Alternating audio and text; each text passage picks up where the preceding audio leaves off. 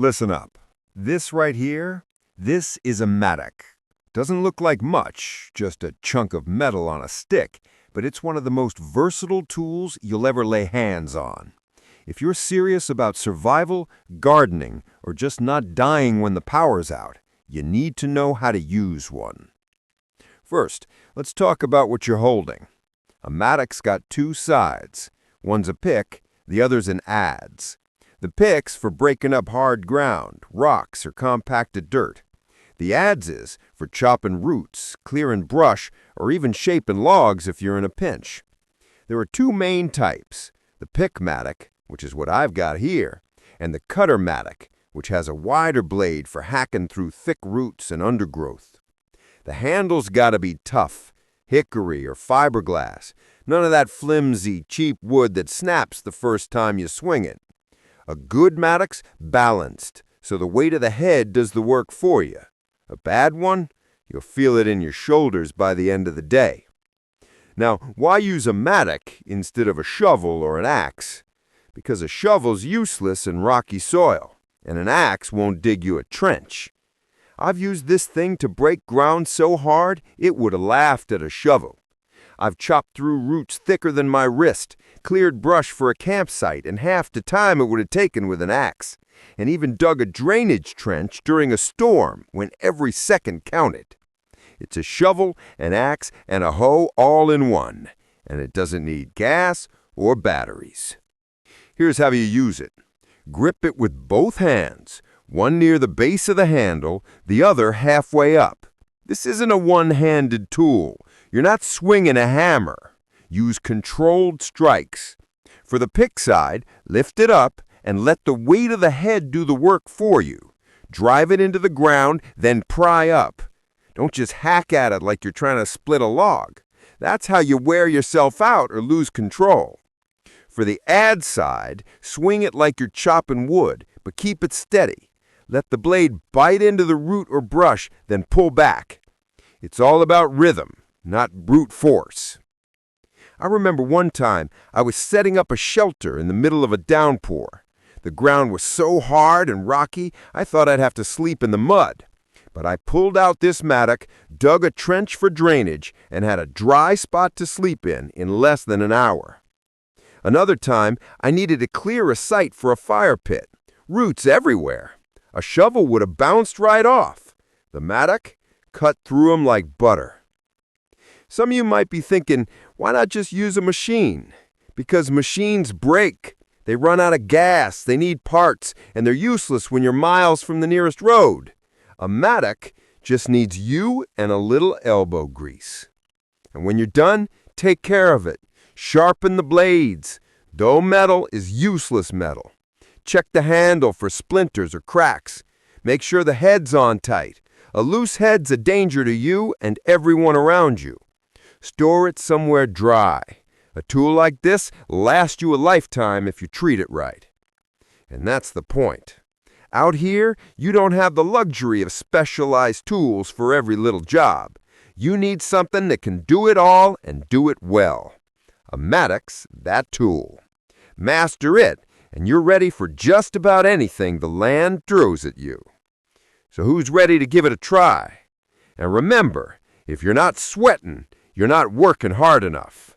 But work smart, and this thing, I'll never let you down. Listen up. This thing in my hand, it's called a scuffle hoe, or a stirrup hoe if you're feeling fancy. Looks weird, I know, like someone bent a horseshoe and stuck it on a stick. But let me tell you, this is the most efficient weeding tool you'll ever use. If you're tired of bending over all day or fighting weeds that just won't die, you need to pay attention. The blade's shaped like a stirrup, hence the name, and it's designed to slide just under the surface of the soil. That means it cuts weeds off at the roots without turning your garden into a dust bowl. Unlike a regular hoe, you don't chop with it. You push and pull, back and forth, nice and smooth. It's like giving your garden a shave instead of a hack job. And because you're standing upright, your back will thank you at the end of the day.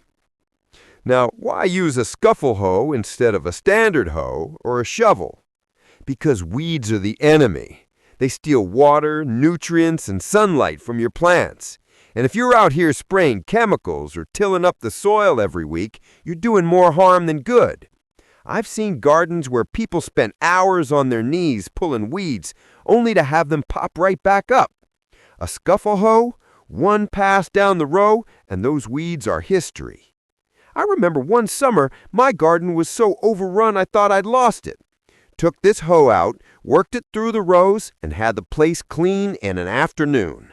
No chemicals, no backache, just results. Here's how you use it. Grip the handle with both hands, keep your back straight, and push the blade forward just under the soil. Then pull it back. You're not digging, you're slicing. The blade does the work for you. Keep it sharp and it'll glide right through the soil, cutting weeds off at the roots. Don't press too deep or you'll start chopping up your plants. And if your soil's full of rocks, clear 'em out first. Nothing dulls a blade faster than hitting a buried brick. The best part? This thing conserves moisture. When you're not tilling up the soil, you're not letting all the water escape. That's a big deal when you're relying on rain or hauling water by hand. And because you're not disturbing the soil too much, you're keeping all the good microbes and earthworms right where they belong. Now some of you might be thinking, why not just use a tiller or some weed killer? Because tillers break down and chemicals poison the soil. A scuffle hoe just needs a little elbow grease and a sharp blade. No noise, no fumes, no waiting for the hardware store to open. When you're done, clean it off. Wipe the dirt off the blades, check for rust, and sharpen it if it's getting dull. Store it somewhere dry. A tool like this will last you a lifetime if you treat it right. So who's ready to weed like a pro? And remember, if you're not working smart, you're just working harder. And out here, hard work's a given, but there's no reason to make it harder than it has to be. Listen up. This right here is a wheel hoe. Doesn't look like much, just a wheel with some handles and a blade. But let me tell you, this thing will save your back and your sanity if you've got a garden to maintain. I've seen folks spend hours bent over, pulling weeds by hand or hacking at the soil with a hoe, only to end up with a sore back and a half-finished job. A wheel hoe, you stand up straight, push it down the row, and let the tool do the work. It's efficient, it's simple, and it doesn't need gas, batteries, or a mechanic. First, let's talk about what makes it work. You've got a sturdy wheel, keeps it stable, lets you roll it smoothly down the row. The handle's adjustable so you can set it to your height. No more bending over like you're trying to touch your toes. And the best part? You can swap out the blades. Got a stirrup hoe attachment for weeding, a sweep for cultivating, even a little plow for making furrows if you're planting seeds. It's like having 3 tools in one without the clutter.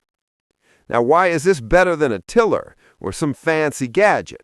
Because it doesn't tear up your soil.